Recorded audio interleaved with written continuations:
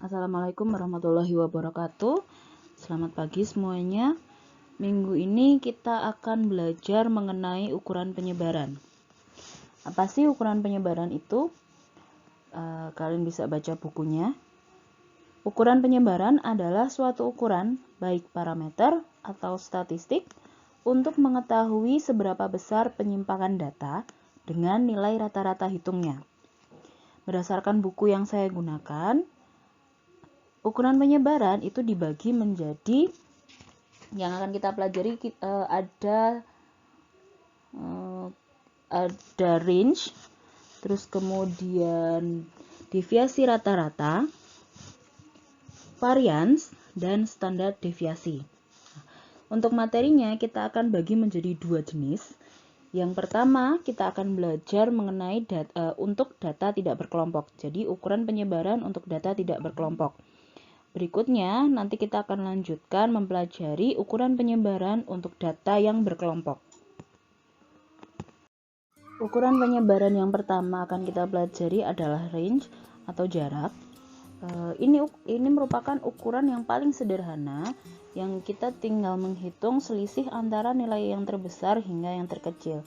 Jadi, ketika kita menyelesaikan suatu soal, kita urutkan terlebih dahulu ukuran yang paling kecil ke ukuran yang paling besar, kemudian kita tinggal menghitung selisihnya. Seperti yang tampak pada contoh di sini, saya menggunakan contoh yang sama yang kita gunakan di minggu lalu. Nah, di sini untuk jaraknya adalah 20. 20 saya peroleh dari selisih antara nilai tertingginya atau nilai terbesarnya adalah 170 dengan nilai terkecilnya yaitu 150. Sehingga jarak tinggi badan mahasiswa di kelas D itu adalah 20. Ukuran penyebaran yang kedua adalah deviasi rata-rata, atau mungkin kita menyebutnya adalah mean deviasi. Secara istilah, mean deviasi adalah ukuran besarnya variasi atau selisih dari setiap nilai dalam populasi atau sampel dari rata-rata hitungnya. Kalian bisa menghitung mean deviasi dengan menggunakan rumus yang sudah tertera di dalam slide. Nah, ini untuk mempermudah menghitung deviasi rata-rata, saya masukkan 10 tinggi badan mahasiswa ke dalam tabel. Jadi saya bisa lebih memudahkan saya untuk menghitung berapa sih nilai rata-ratanya, kemudian selisihnya berapa. Di sini kalian bisa lihat di rumusnya itu ada tanda nilai mutlak. Artinya apa? Apabila selisih antara X dengan X bar adalah negatif, maka MD atau yang kita masukkan ke dalam rumus adalah yang nilai mutlaknya. Tidak ada negatif. Jadi misalkan di mahasiswa yang pertama tinggi badannya adalah 156.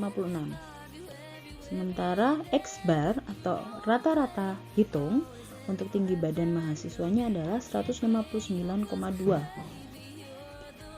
Di sini X minus X bar itu kan minus 3,3. Tapi karena yang dimasukkan ke dalam rumus itu adalah harga mutlak, maka tidak ada minus 3,3, yang ada itu adalah 3,3. Jadi nggak ada minusnya. Karena yang kita perhitungkan dalam menghitung mean deviasi itu adalah nilai mutlak. Setelah diketahui nilai mutlak masing-masing tinggi badan mahasiswa, maka dapat dijumlah. Hasilnya adalah 62 dibagi dengan N, jumlah datanya ada 10, maka mean deviasi adalah sebesar 6,2.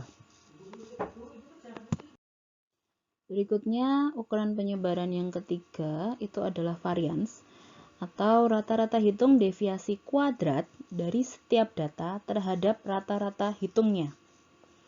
Sudah tertera rumusnya di dalam slide, kalian bisa lihat. Sedikit kalau kalian perhatikan, hampir sama dengan rumus yang kita gunakan untuk menghitung mean deviasi. Bedanya adalah kalau pada min deviasi yang digunakan adalah nilai mutlak. Di variance itu tidak ada nilai mutlak, tetapi hasil pengurangan X minus X bar dikuadratkan. Jadi jangan sampai salah memasukkan atau menggunakan rumus.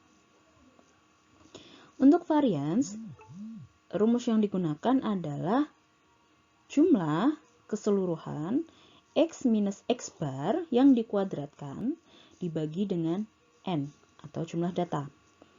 Untuk memudahkan saya mengerjakan soal, untuk data tidak berkelompok ini saya masukkan ke dalam tabel.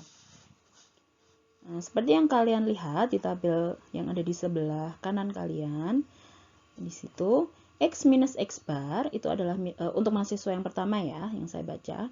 X minus X bar itu adalah negatif 3,3. Oke, kemudian hasilnya ini saya kuadratkan menjadi 10,89. Jadi bedanya varians sama min deviasi itu adalah kalau varians kita kuadratkan. Hasil kuadratnya kemudian kita jumlahkan, yaitu 485,7 dibagi dengan N, jumlah datanya adalah 10, maka variannya adalah 48,57. Jadi tidak ada nilai negatif di sini, tetapi nilainya dikuadratkan. Ini untuk varians. Untuk ukuran penyebaran yang terakhir adalah standar deviasi, yaitu akar kuadrat dari varians dan menunjukkan standar penyimpangan data terhadap nilai rata-ratanya. Jadi standar deviasi ini kita tinggal menghitung akar kuadrat dari varians yang sebelumnya kita sudah hitung di slide sebelumnya. Cuman di sini saya berikan gambaran bagaimana cara menghitung standar deviasinya. Sama seperti yang sebelumnya, di slide sebelumnya, kita hitung dulu jumlah keseluruhan X minus X bar yang dikuadratkan dibagi dengan jumlah data, hasilnya adalah 48,57. Nah, standar deviasi itu adalah akar dari 48,57. Tadi kan variannya 48,57.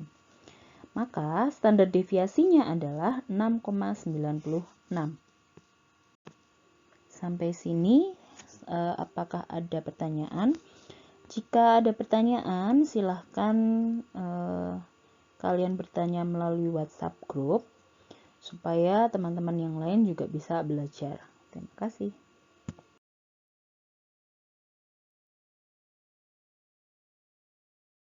Setelah kita belajar ukuran penyebaran untuk data tidak berkelompok, berikutnya kita akan belajar ukuran penyebaran untuk data berkelompok.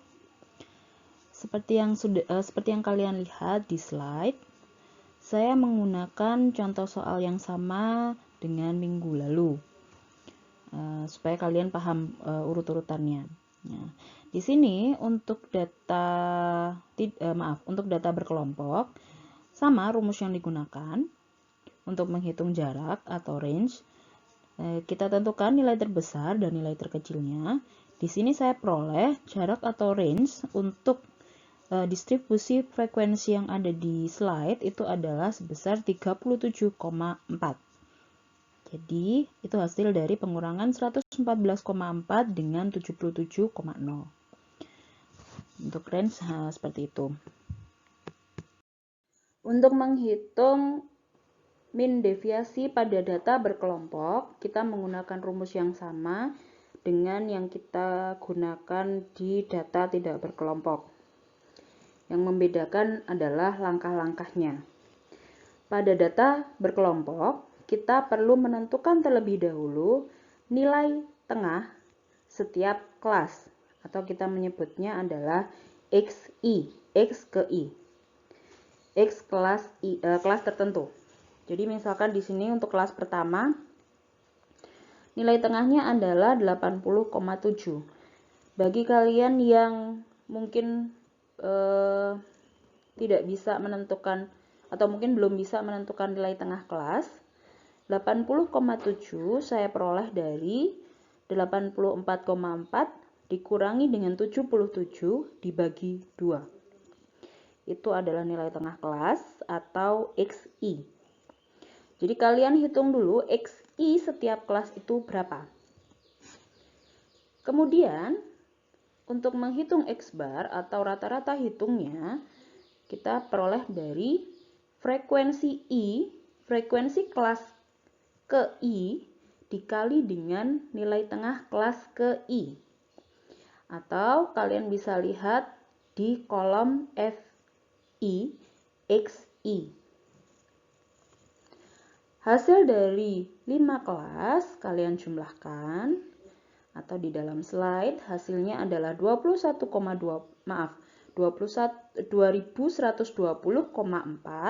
dibagi dengan 22. Karena jumlah N-nya adalah 22.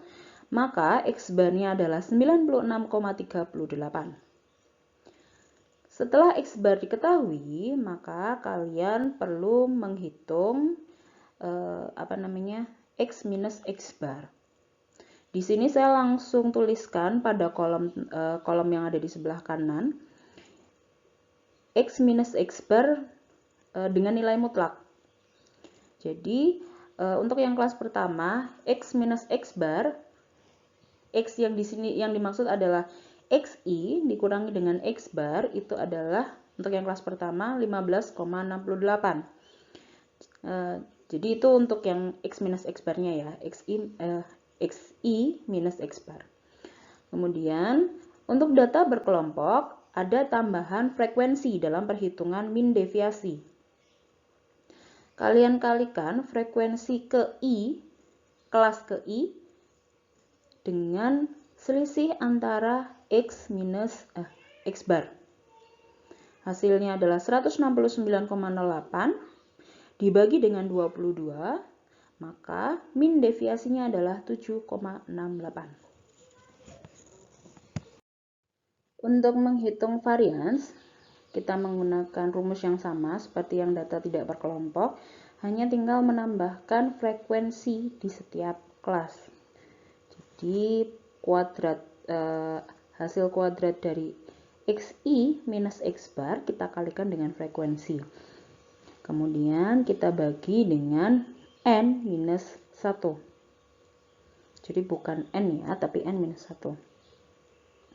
Kita cari dulu kita cari dulu X barnya berapa, kemudian kita kurangkan hasilnya, kita kuadratkan, kemudian kita kalikan dengan frekuensi di masing-masing kelas. Kita jumlah, totalnya adalah 2014,72 dibagi dengan N-1 atau dibagi dengan 21, hasilnya adalah hasil dari variansnya adalah 95,94. Itu untuk variansnya.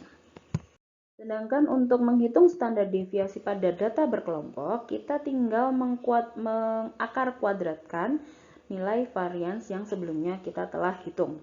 Hasilnya adalah standar deviasi pada distribusi frekuensi yang ada di slide itu adalah 9,79.